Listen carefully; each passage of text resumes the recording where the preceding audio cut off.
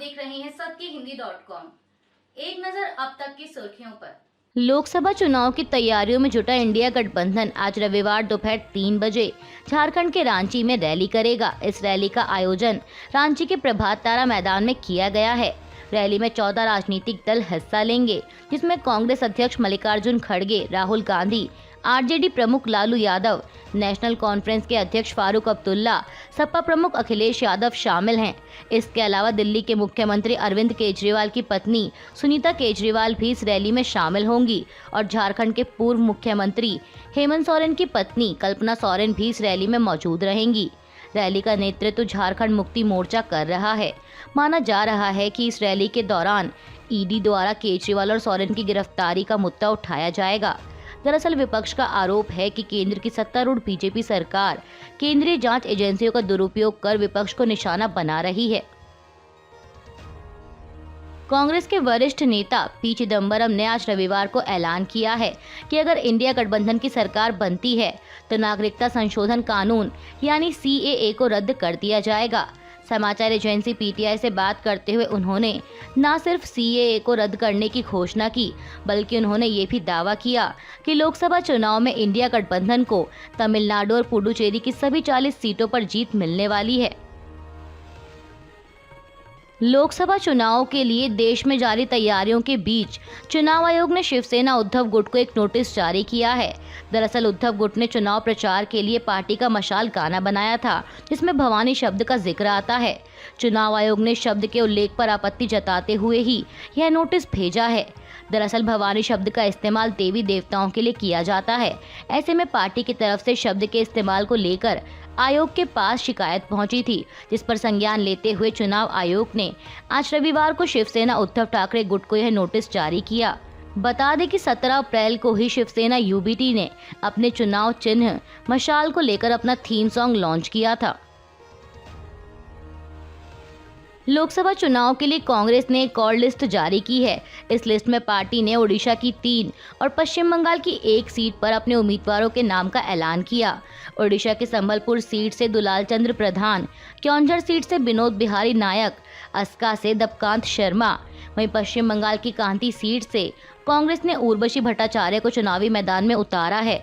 बता दें कि पश्चिम बंगाल की कांती सीट से कांग्रेस प्रत्याशी का मुकाबला TMC के उत्तम बरीक और बीजेपी के शुभेंदु अधिकारी के भाई सोमेंदु अधिकारी से होगा। लोकसभा चुनाव से पहले वायनाड में कांग्रेस को झटका लगा है। दरअसल वायनाड में कांग्रेस के जिला सचिव PM सुधाकरन पार्टी का साथ छोड़ बीजेपी में शामिल हो गए हैं। उन्होंने बीजेपी के प्रदेश अध्यक्ष के सुरेंद्रन की मौजूदगी में बीजेपी का दामन थामा। इस दौरान उन्होंने कहा कि वायनाड से सांसद राहुल गांधी तक पहुंच आसान नहीं है, तो ऐसा राजनेता आम आदमी के लिए कैसे योग्य हो सकता है। इस दौरान उन्होंने प्रधानमंत्री मोदी की भी तारीफ की। सुधाकरन ने कहा कि PM मोदी और उनकी विकास की राजनीति का प्रशंसक होने के कारण भाजपा में शामिल हो रहा हूं। भाजपा एक ऐसी पार्टी है जिसकी प्रासंगिकता आज के समाज में अधिक है। PM मोदी की विकास परियोजनाओं को लागू करने के लिए बीजेपी के अध्यक्ष के सुरेंद्रन को वायनाड से सांसद चुना जाना चाहिए और मैं इसके लिए प्रयास करूंगा। उन्होंने कहा कि अगर ऐसा होता है तो इससे वायनाड के लोगों को लाभ होगा। भारतीय पहलवान विनेश फोगाट ने पेरिस ओलंपिक 2024 के लिए महिलाओं के 50 किलोग्राम कैटेगरी का कोटा हासिल कर लिया है। एशियन ओलंपिक क्वालिफायर के सेमीफाइनल में जीत हासिल करने के बाद विनेश फोगाट पेरिस ओलंपिक के लिए क्वालिफाई करने में कामयाब रहीं। स्पोर्ट्स अथॉरिटी ऑफ इंडिया ने X प्लेटफॉर्म पर इसकी जानकारी दी। साथ ही ये भी बताया कि भारत की 2 और महिला पहलवान अंशु मलिक और ऋतिका हुड्डा भी पेरिस ओलंपिक के लिए क्वालिफाई करने में कामयाब हो गई हैं। अंशु मलिक ने महिलाओं की 57 किलोग्राम कैटेगरी में कोटा हासिल किया, तो वही ऋतिका हुड्डा 76 किलोग्राम कैटेगरी के लिए क्वालिफाई करने में कामयाब रहीं। बेंगलुरु पिछले कुछ हफ्तों से गंभीर जल संकट से जूझ रहा है, जिसे लेकर प्रधानमंत्री मोदी ने कर्नाटक की कांग्रेस सरकार पर निशाना साधा है। PM मोदी ने कहा कि पार्टी ने टेक सिटी को टैंकर सिटी में बदल दिया। एक चुनावी सभा को संबोधित करते हुए उन्होंने कहा कि नाद प्रभु कैंपेगौड़ा ने बेंगलुरु को एक शानदार शहर बनाने का सपना देखा था, लेकिन कांग्रेस सरकार ने कुछ ही समय में यहाँ की हालत बिगाड़ दी। कांग्रेस ने टैक्स सिटी को टैंकर सिटी में बदलकर उसे वाटर माफियाओं के हवाले कर दिया। एग्रीकल्चर हो या शहरी इंफ्रास्ट्रक्चर, हर जगह बजट को घटाया जा रहा है। प्रधानमंत्री मोदी ने आगे कहा कि कांग्रेस की सरकार का ध्यान सिर्फ भ्रष्टाचार पर है, बेंगलुरु के लोगों की समस्या पर नहीं। उन्होंने कहा कि कर्नाटक में सिर्फ केंद्र सरकार के प्रोजेक्ट तेजी से चल रहे हैं। वहीं पीएम मोदी की इस टिप्पणी पर पलटवार करते हुए राज्य के मुख्यमंत्री सिद्धरमैया ने पूछा कि जब कर्नाटक बाढ़ और सूखे से जूझ रहा था तब प्रधानमंत्री कहां थे। बता दें कि बेंगलुरु की सभी सीटों पर 26 अप्रैल को वोटिंग होनी है। ऐसे में प्रधानमंत्री मोदी एक चुनावी सभा को संबोधित करने वहां पहुंचे थे। दूरदर्शन के समाचार चैनल डीडी न्यूज के लोगों का रंग लाल से बदलकर भगवा कर दिया गया है, जिस पर पश्चिम बंगाल की मुख्यमंत्री ममता बनर्जी ने आपत्ति जताई है। हालांकि सरकारी प्रसारक प्रसार भारती का कहना है कि लोगो सिर्फ सुंदरता के लिए बदला गया है। दरअसल आपको बता दें कि मंगलवार की शाम को डीडी न्यूज ने अपने आधिकारिक एक्स हैंडल पर नए लोगों का वीडियो पोस्ट करते हुए लिखा था कि देखिए अपने पसंदीदा डीडी न्यूज को एक नए अवतार में। दावे नहीं दिखलाते हैं तथ्य, दिखावा नहीं चुनते हैं सच, डीडी न्यूज भरोसा सच का। वहीं अब इस पर आपत्ति दर्ज करते हुए ममता बनर्जी ने एक्स पर लिखा कि देश में जब लोकसभा चुनाव हो रहे हैं तब दूरदर्शन लोगों के अचानक भगवाकरण और रंग बदलने से मैं हैरान हूँ। ये बिल्कुल अनैतिक और पूरी तरह से गैर कानूनी है और राष्ट्रीय प्रसारक के बीजेपी की ओर झुकाव को जोर शोर से बयां करता है। टीएमसी प्रमुख ने कहा कि चुनाव आयोग को फौरन इसे रोकना चाहिए और दूरदर्शन के लोगों को फिर से उसके नीले रंग में बदल देना चाहिए। ममता बनर्जी के डीडी न्यूज के भगवाकरण वाले आरोप पर केंद्रीय मंत्री अनुराग ठाकुर ने पलटवार किया है। सूचना एवं प्रसारण मंत्री अनुराग ठाकुर ने ममता बनर्जी पर तंज कसते हुए कहा कि इसमें हैरानी वाली बात बिल्कुल भी नहीं है, आपका भगवे के प्रति प्यार जग जाहिर है। उन्होंने आगे व्यंग्य करते हुए लिखा कि दीदी भारत माता की जय। देश के चुनावी माहौल में राजनीतिक दलों का एक दूसरे पर वार पलटवार का सिलसिला जारी है।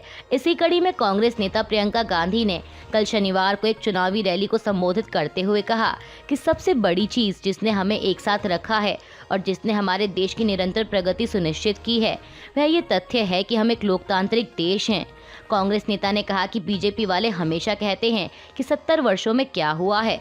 उन्होंने कहा कि मेरा मानना है कि 70 सालों में जो सबसे बड़ी उपलब्धि हासिल की गई है वो इस तथ्य से स्पष्ट है कि हमने एक मजबूत और जीवंत लोकतांत्रिक राष्ट्र का निर्माण किया है। प्रियंका ने कहा कि पाकिस्तान को देखिए, उन देशों को देखिए जो हमारे साथ ही आज़ाद हुए थे, वे आज कहाँ हैं और हम कहाँ हैं। मशहूर अर्थशास्त्री और सामाजिक कार्यकर्ता जयंत रेस का मानना है कि भारत की अर्थव्यवस्था का वर्तमान स्वरूप आने वाले 5 सालों में देश को और अधिक बुरी हालत में डालने वाला है। उन्होंने कहा कि इससे सामाजिक असमानता बड़े स्तर पर बढ़ेगी, इससे देश का आम नागरिक परेशान होगा, क्योंकि भारत की मौजूदा नरेंद्र मोदी सरकार के कार्यकाल में पिछले 10 साल में लोगों की वास्तविक मजदूरी में कोई वृद्धि नहीं हुई है। उन्होंने कहा कि सरकार के आंकड़े ही अर्थव्यवस्था की कमियां उजागर कर रहे हैं और हमें इस पर चिंता करने की जरूरत है। इसके साथ ही जयंत रेस ने आंकड़े प्रस्तुत करते हुए ये भी कहा कि यह कहा जाना गलत है कि भारत में साल 2014 से पहले कुछ हुआ ही नहीं। उन्होंने 2014 से पहले और 2014 के बाद हुए विकास की तुलना करते हुए बताया कि देश के लोगों की प्रति व्यक्ति आय 1951 में सिर्फ 100 थी, जो साल 2011 में 511 हो गई। लाइफ एक्सपेक्टेंसी 1951 में सिर्फ 32 साल थी, जो साल 2011 तक 66 साल हो चुकी थी। इसी अवधि में महिलाओं की साक्षरता दर 9% से बढ़कर 65 और पुरुषों की 27 से बढ़कर 82% हो गई। नवजात शिशुओं की मृत्यु दर पर भी जबरदस्त तरीके से काबू पाया गया। 1951 में जहां प्रति 1000 नवजात बच्चों में से 180 की मौत हो जाती थी, वह संख्या साल 2011 में घटकर 44 पर आ गई और यह मोदी सरकार के पहले की उपलब्धियां हैं। जयंत रेस ने आगे बताया कि यूपीए सरकार में ग्रॉस नेशनल इनकम 6.8% थी, जो कि बीजेपी की मौजूदा सरकार में घटकर 5.5 पर आ गई। रियल कंजप्शन 5 से घटकर 3 पर आया। कृषि मजदूरों की वार्षिक वृद्धि दर साल 2004-05 और 2014-15 के बीच 6.8% थी। वह साल 2014-15 से 2021-22 के दौरान घटकर -1.3% हो गई।